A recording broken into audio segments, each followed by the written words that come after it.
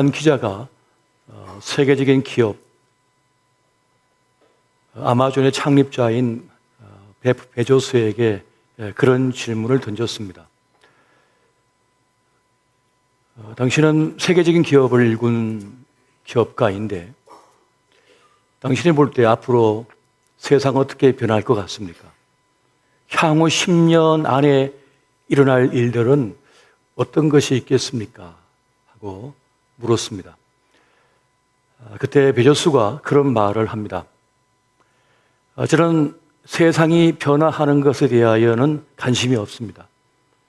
저는 시간이 흐르고 세상이 변해도 변하지 않는 것에 관심을 가지고 있습니다. 그 변하지 않는 진리에 관심이 있습니다. 라고 말을 합니다. 그의 성공의 비밀이 바로 여기에 있는 것을 우리는 알게 됩니다. 본질을 아는 사람은 극소수이라고 합니다. 그 일, 그 현상, 그것에 대하여 제대로 아는 사람은 많지를 않다는 것입니다.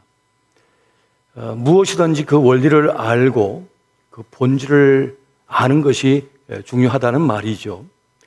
정해진 매뉴얼만 따르다 보면 일은 할 수 있겠지만 얼마 가지 않아 그 일은 막히고 말 것이기 때문에 그러합니다.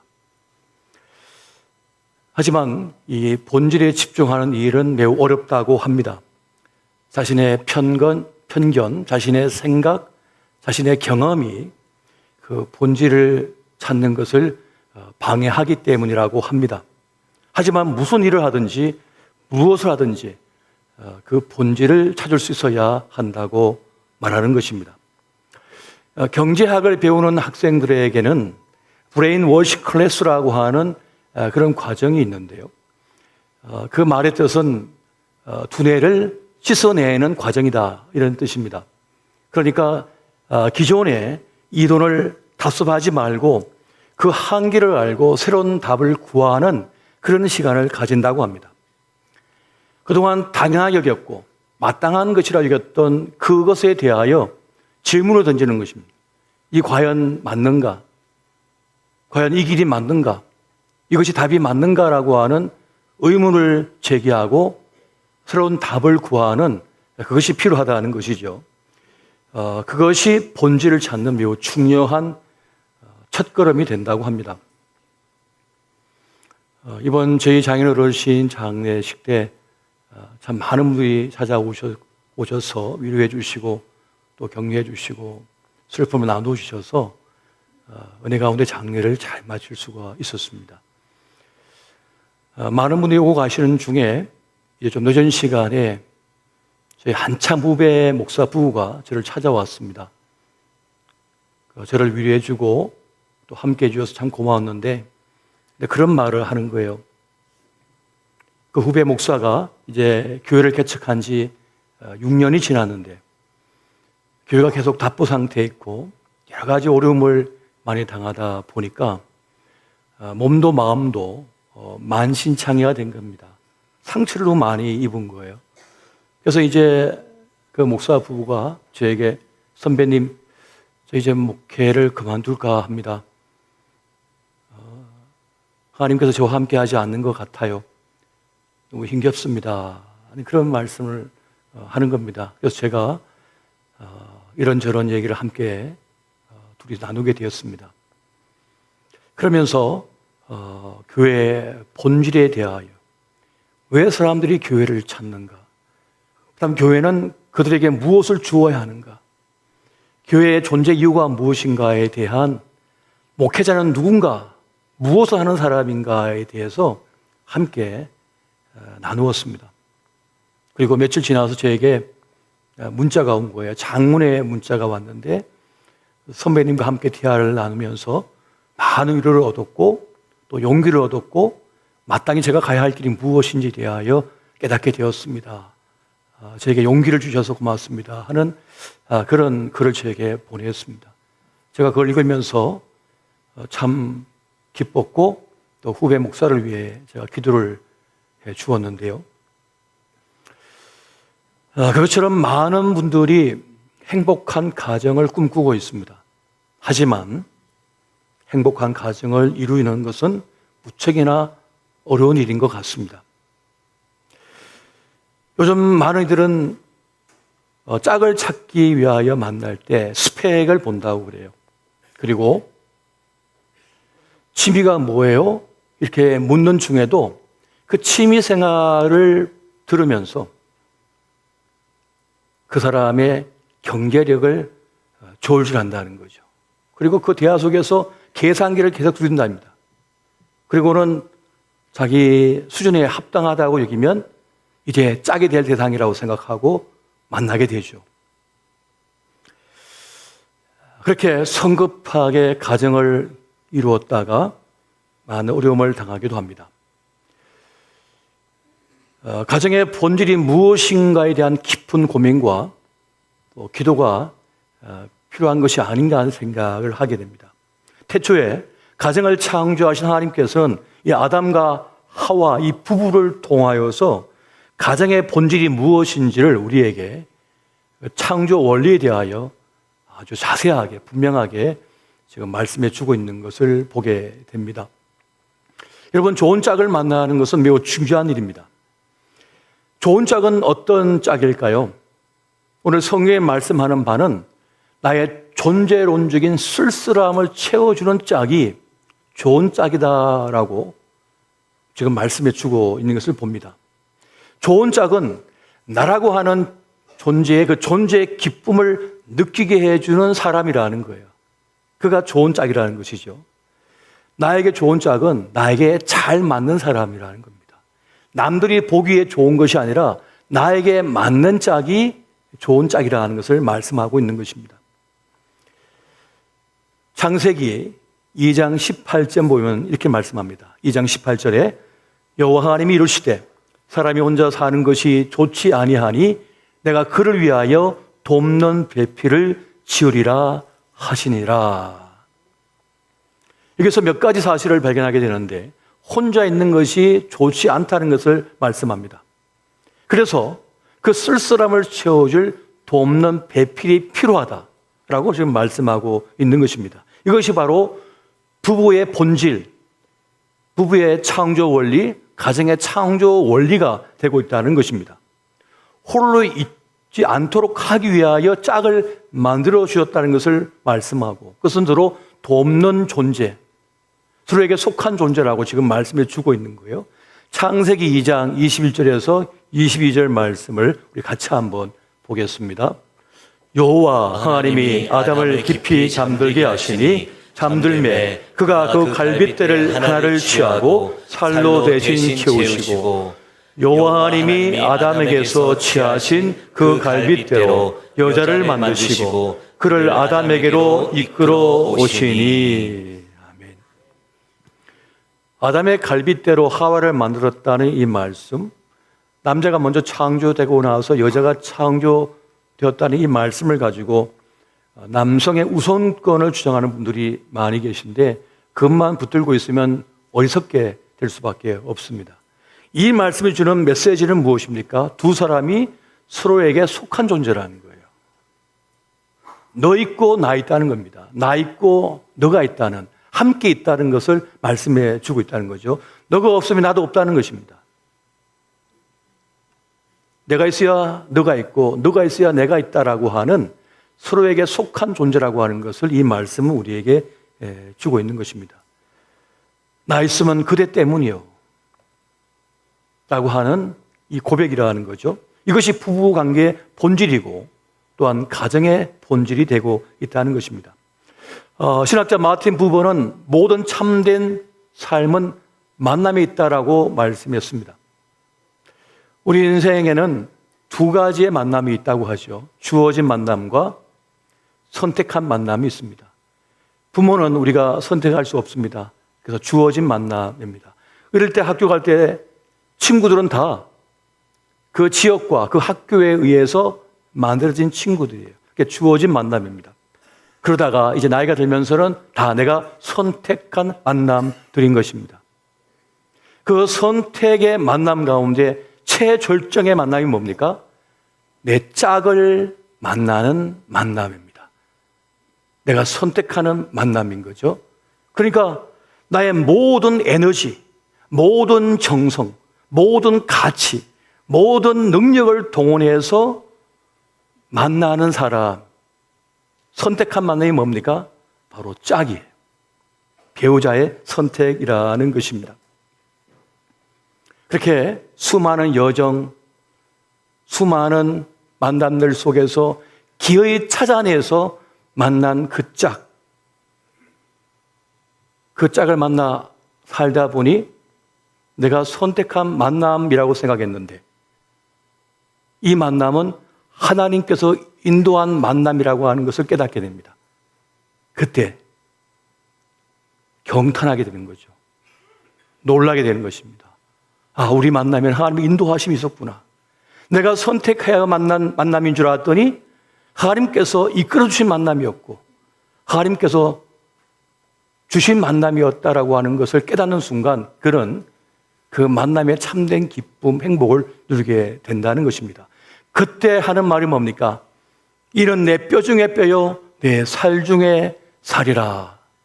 아담의 경탄의 말이 되고 있습니다. 이 말씀 속에서 매우 중요한 단서를 발견하게 됩니다. 이는 내 뼈 중에 뼈요 내 살 중에 살이라는 이 말은 무슨 말입니까? 아담이 하와를 만나고서 자신을 깨닫게 되었다는 겁니다. 자신을 발견하게 되었다는 것을 말하는 것이에요. 진정한 짝을 만나면 그 짝을 통하여 나다움을 발견하게 됩니다. 나다운 삶을 살게 됩니다. 우리가 누군가를 만나서 평생의 짝으로 결정할 때에는 다른 사람에게는 볼 수 없었던 것을 보았기 때문입니다. 다른 사람에게서는 느낄 수 없었던 것을 느꼈기 때문입니다. 이 사람 앞에서는 자유로울 수가 있어요. 이 사람 앞에서는 거짓말이 필요 없어요. 이 사람 앞에서는 가면을 쓸 필요가 없어요. 이 사람 앞에서는 진정한 자유함을 느껴요. 너무 편안해요. 이 사람과 함께라면 험난한 세상도 이길 것 같아요. 세상이 그렇게 어려워 보이는데 이 사람을 만나고 보니까 세상이 어렵게 보이지가 않는 거예요. 그렇게 나쁘게만 보였던 세상이 아름다워 보이는 거예요. 이 사람을 만나고 나니까. 그 사람을 통해서 나를 새롭게 발견하게 되고 이 사람을 통해서 세상을 새롭게 보게 되는 거예요. 이 사람을 통하여서 내 마음에 참된 평안을 느껴요. 그래서 평생을 함께하기로 결정하는 것입니다. 그래서 짝이 되는 거예요. 나를 존중해주고 나를 아껴주는 사람을 만났을 때 진정한 가족이라고 하는 것을 느끼기 시작하는 것입니다. 그리고 이 만남에는, 이 아담과 하와의 만남에는 하나님의 이끄심, 인도하심이 있었습니다. 그리고 태초에 이 부부 사이에, 이 가정 안에는 하나님이 생명나무처럼 그 중앙에 딱 서 계셨던 것입니다. 그래서 생명력이 넘실대고 기쁨이 충만한 그러한 만남, 그러한 부부의 본질, 가정의 본질이 이루어지게 되었다는 것을 성경은 우리에게 말씀해 주고 있는 것입니다. 나에게 명백한 부족함이 있고 부족함이 있음에도 불구하고 그것이 허물이 안 되는 거예요. 이 사람 만났을 때는. 이 사람 만났을 때는 그것이 도무지 문제가 되지 않는 거예요. 이것이 그 만남에서 매우 중요한 역사적인 그 진실이 되고 있다는 것입니다. 그렇게 이 가정이라고 하는 곳에 본질적인 모습은 무엇일까요? 가정은요, 나라고 하는 존재의 근본, 근원이 되는 그러한 곳이 되어집니다. 나 있음, 나라고 하는 가치가 더 세워지는 곳이 되어지는 것입니다. 그 가정에서 절대적 지지를 받으며 그리고 자기 존재감을 마음껏 누리는 그러한 곳이 바로 이 가정이 된다는 것이에요. 여러분, 세상은 동화 같지 않죠. 세상은 살벌합니다. 세상은 쉽지가 않습니다. 이 냉정한 세상, 매정한 세상을 살다 보면 우리가 살 의지가 꺾이고, 그리고 깊은 상처, 내상을 입어서 숨조차 제대로 살 수 없는 때를 만나기도 합니다. 그런데 그 세상을 살아내고 이길 수 있게 하는 그 힘의 원동력이 어디서 공급되느냐? 바로 가정이라는 거예요. 가정이라고 하는 모판이에요. 가정이라고 하는 터예요. 그 가정에서 우리는 빚어졌고 만들어졌고 나라고 하는 존재를 충분히 경험하면서 그 험한 세상을 향하여 달려나갈 수 있게 되어진다는 것입니다. 그런데 나 있음, 나의 존재감을 충분히 경험하고 채워져야 할 그 가정에서 충분한 사랑과 인정과 존중을 받지 못하면 그 자기 존재감에, 자존감에 상처를 입게 되어집니다. 부모와의 애착 경험이 부족하거나 심지어 부모에게 학대나 조롱이나 방치나 비난이나 공격을 받게 되면 그 자존감에 상처를 입게 됩니다. 그래서 평생을 이 자존감의 문제에 시달리며 살아갈 수밖에 없게 되어지는 것입니다. 그래서 심리학자 나다니엘 브랜든이라고 하는 사람은 자존감에 두 기둥이 있다라고 말씀을 합니다. 먼저는 자기 효능감이고 또 한 개는 또 하나는 자기의 존중감이라고 하는 것이라고 해요. 그러니까 자기 효능감은 내가 어떤 문제를 만나도 어떤 상황을 만나도 그걸 대처할 수 있고 이겨낼 수 있다라고 하는 그런 마음이 바로 자기 효능감이고요. 자기의 존중감이라고 하는 것은 스스로 나는 가치가 있다. 나는 사랑받을 자격이 있어. 나는 인정받을 만한 존재야라고 느끼는 것이 자기 존중감이라고 하는 것입니다. 그러니까 사람은 자기 효능감과 자기의 존중감을 가지고 있어야 한다는 거죠. 어디서? 가정에서 그것이 만들어져야 된다는 겁니다. 그것이 채워져야 된다는 거예요. 사실 세상은 살아내기가 쉽지가 않습니다. 거절당함이 일상이 되고 모멸감을 당할 때가 참 많고 냉담하고 그리고 공격적이고 경쟁 속에 살다 보니까 건강한 자존감, 자기 존재감을 경험하며 살기가 쉽지 않다는 것입니다. 그래서 많은 사람들이 인정받고 사랑받고 존중받으려고 쩔쩔매요. 힘겨워요. 그런데 가정이라고 하는 것은요, 쩔쩔매지 않아도 됩니다. 어떤 성과나 어떤 성공을 거두어서 인정받지 않아도 돼요. 그냥 존재 그 자체만으로도 충분히 인정받는 곳, 존중받는 곳이기 때문에 그러한 것입니다. 내가 소중한 가치를 지닌 존재라고 하는 것을 굳이 확인하지 않아도 가정에서는 이미 소중한 아들과 딸이기 때문에 그렇게 그것이 충만하게 채워줄 때 그런 건강한 삶을 살 수가 있다는 거예요.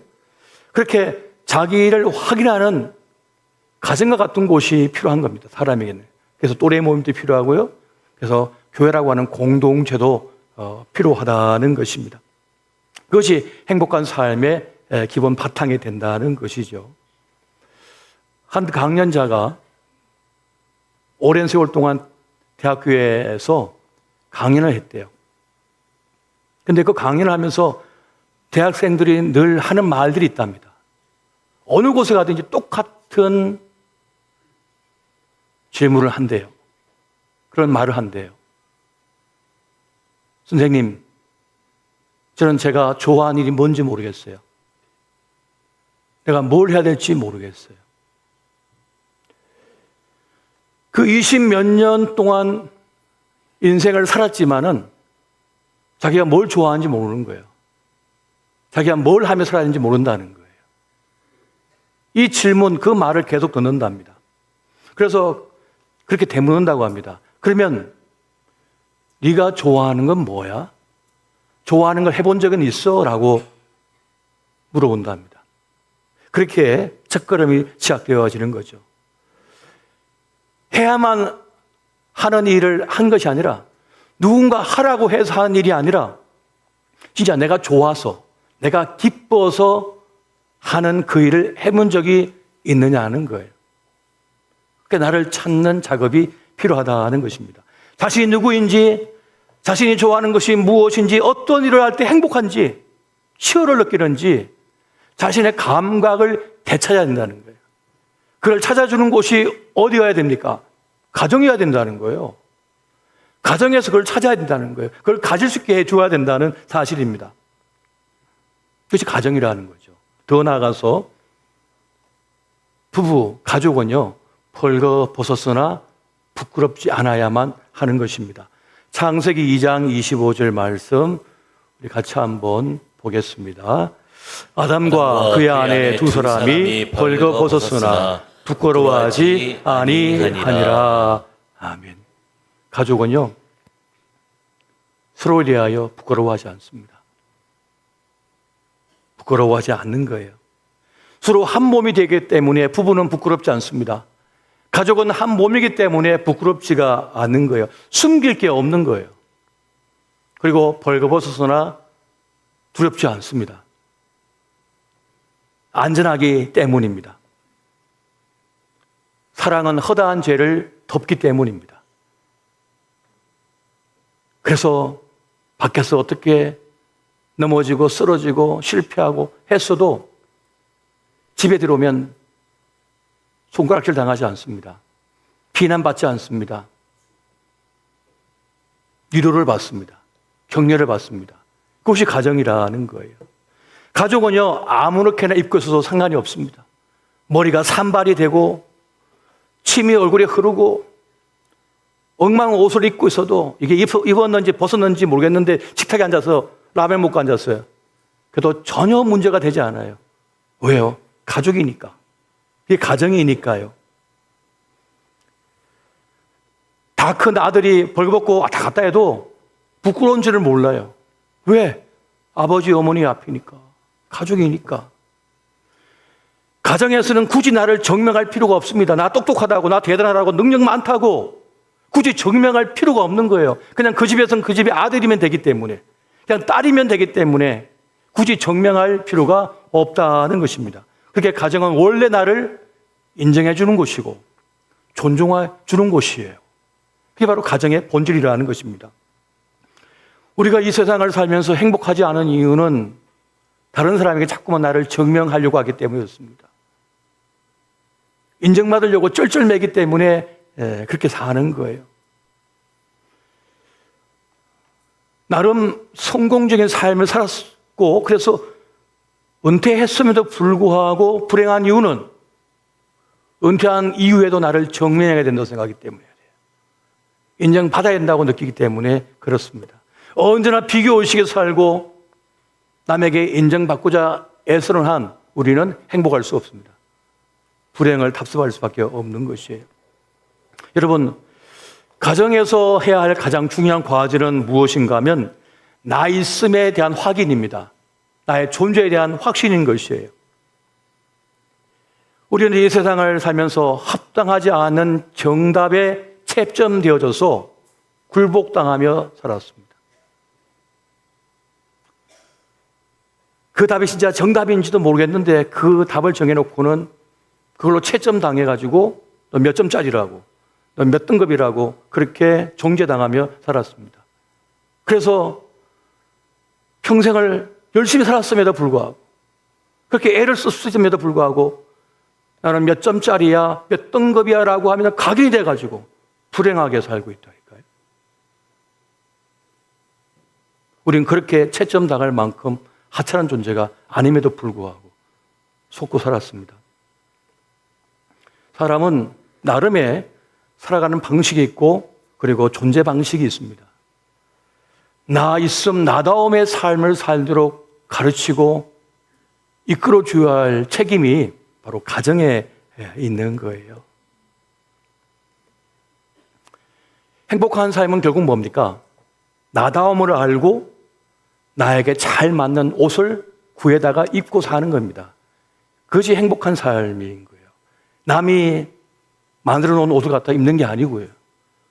옷이 큰데 다윗이 사울이 준 그 갑옷을 입고는 안 맞는데요? 그리고 어떻게 했습니까? 벗어버렸죠. 그리고 뭘 들고 나갔어요? 자기가 잘 쓰는 물맷도 들고 나간 겁니다. 남의 칼 들지 않았다고요. 남의 밤캐 들지 않았다고요. 남의 투구 쓰지 않고 그냥 다윗은 자기 거 가지고 나간 거예요. 그게 잘 사는 거라는 거죠. 자기 삶을 살아야 된다는 것입니다. 여러분, 삶이 풍요롭기 위해서는 자신의 취향을 알아야 됩니다. 자기 감각에 솔직해야 된다는 거예요. 자신의 느낌을 아는 게 중요한 거예요. 우리 아이들이 그걸 느낄 수 있어야 한다는 거예요. 내가 누군지를 알아야 한다는 거죠. 난 어떤 사람이야 라고 하는 걸 스스로 알게 해줘야 된다는 것입니다. 그리고 가정에서는 삶의 중요한 가치를 들려주고 알려주고 가르쳐줄 필요가 있는 것입니다. 그것은 뭡니까? 자신을 존중하는 법이에요. 자기를 아끼는 법이에요. 그리고 다른 사람을 존중하는 법, 아끼는 법을 배워야 돼요. 그래야만 자기 삶을 아름답게 살아날 수 있는 것입니다. 다른 사람의 삶에 대하여 함부로 폄훼하면 안 돼요. 함부로 단정 지어도 안 됩니다. 다른 사람의 평범의 삶을, 보통의 삶을 폄하해서는 절대 안 된다는 거예요. 한 부모가 낡은 아파트를 지나가면서 아들에게 그렇게 말을 합니다. 너 공부 안 하면 저렇게 된다. 자신은 자신감이 있으니까 그렇게 말을 했는지는 모르지만 그 아이는 공포와 두려움 속에 살게 됩니다. 그 아이가 인생을 살다가 사업에 실패할 수도 있고 병이 들 수도 있고 어떤 문제를 만나서 어려워질 수가 있잖아요. 그때 아버지가 한 말이 기억이 날 거 아닙니까? 누구의 삶도 함부로 모욕할 자격이 우리에게 없는 것입니다. 다른 사람의 삶을 모욕한 대가는 결국 자기가 받게 되어 있는 거예요. 자기 자녀가 받게 되어 있는 것입니다. 여러분, 세상에는요, 결핍 없는 가정이 없습니다. 문제 없는 가정이 없습니다. 다 문제가 있고, 아픔이 있고, 슬픔이 있고요, 어둠이 있어요. 그것이 없는 가정은 존재하지를 않습니다. 건강한 가정은 어떤 가정입니까? 문제가 없는 가정이 아니라, 결핍이 없는 가정이 아니라, 그것이 있으나 그걸 이겨내며 맞닥뜨리며 살아내는 가정이 건강한 가정인 것이에요. 완전 무결한 가정이 아니고요. 원래 그런 것도 없고요, 사실은. 여러분, 다윗의 가정에 문제가 없었습니까? 아브라함의 가정에 문제가 없었습니까? 성경의 인물 대부분이 다 문제가 있어요, 가정에. 문제 없는 인생은 없다는 겁니다. 또한 가정은 튼튼한 품이 되어야만 합니다. 우리는 살면서 많은 아픔을 당합니다. 특히 이별에 대한 아픔, 슬픔을 경험하게 돼요. 사랑하는 이들과의 이별을 경험합니다. 아꼈던 사람들과의 이별을 경험합니다. 그 슬픔이 있는 거예요. 또 어린 시절 충분히 사랑받지 못한 채 어린 시절과 이별합니다. 아직 사랑을 더 받아야 되고 더 아낌을 받아야 되고 더 많은 사랑은 듬뿍 받아야 하는데 한순간에 어린 시절이 지나가 버렸어요. 그래서 많은 성인들이, 어른들이 어렸을 때 받지 못한 사랑 때문에 상처를 안고 살고 있습니다. 더 사랑을 받았어야 돼요, 아버지한테. 더 사랑을 받았어야 돼요, 엄마한테. 더 사랑을 받았어야 되는데, 더 받고 싶었는데 훌쩍 커버린 거예요.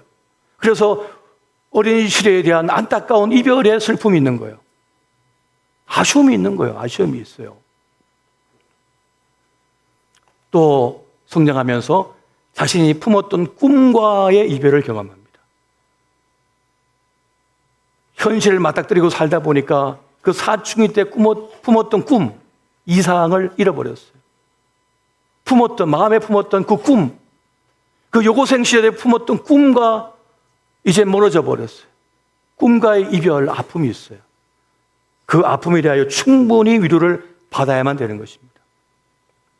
아픔이 클수록 애통의 시간이 필요한 거죠. 애도의 시간이 필요한 거예요. 애도가 뭡니까? 충분히 마음이 원하는 대로 우는 걸 말하는 거예요. 가정은 울 수 있는 공간이 돼야 돼요. 품이 돼야 돼요. 마음껏 울 수 있어야 돼요. 마음껏 눈물을 흘릴 수 있는 곳이 돼야 돼요. 근데 가정에서조차 손가락질 당하고 비난당하고 책망당하고 너 그럴 줄 알았어. 네가 잘되면 내 손에 장을 쥐실 거야 라고 그런 식으로 충분히 공감을 받고 존중을 받고 인정을 받고 그렇게 위로를 받아야 되는데 울 수 있는 곳이 돼야 되는데 가정에도 울지 못한 곳이 되어버렸다면 그것 또한 아픔이 되고 있는 것이죠. 이렇게 가정은 품이 되어져야만 하는 곳이라는 것입니다. 여러분, 어떤 사람도요, 모든 것을 완벽하게 정리하고 깨끗하게 훌훌 털고 살아내지 못합니다. 마치 큰 사고를 당해 부러지거나 다치면 상처가 남는 것처럼 우리 마음에서 상처가 남은 채로 살아가야 되는 거예요. 이제 끝, 이건 더 이상 없어 시작해도 여전히 마음의 아픈 슬픔을 간직간직 사는 겁니다. 그것이 인생인 거예요. 그를 없는 일로 만들 수가 없어요. 지난 과거에 있었던 그 일들을 없는 일로 만들 수 없어요. 그건 거짓말이에요. 다 기억에 남아있고 몸에 남아있어요. 단지 그것을 품고서 살아내는 것입니다. 그렇게 살아내는 곳이에요. 가정은 그렇게 살아낼 수 있도록 위로해 주는 것이고 용기를 북돋아 주는 곳이에요. 네가 전에 넘어졌었고 깨졌고 실패했었지만은 그러나 괜찮아. 그렇게 애쓰지 않아도 돼. 넌 충분히 괜찮은 사람이야. 말해주는 곳이 돼야 한다. 그 말을 듣지 못해서 많은 사람들이 쓰러져 가고 있어요. 일어서지 못하고 있는 것입니다. 가정은 바로 그러한 곳이에요. 여러분, 모든 이들에게 이해받지 않아도 됩니다. 모든 이들에게 인정받지 않아도 됩니다. 모든 사람에게 칭찬받지 않아도 됩니다. 정말 중요한 사람, 정말 나를 아껴주는 사람, 정말 내 사랑하는 사람, 우리 가족들, 부모, 형제, 믿음의 가까운 지인들에게 인정받으면 돼요. 그래서 충분해요. 모든 사람에게 다 인정받으려고 하지 마십시오. 그렇게 애 안 써줘도 됩니다. 제가 농부의 아들로 태어났잖아요.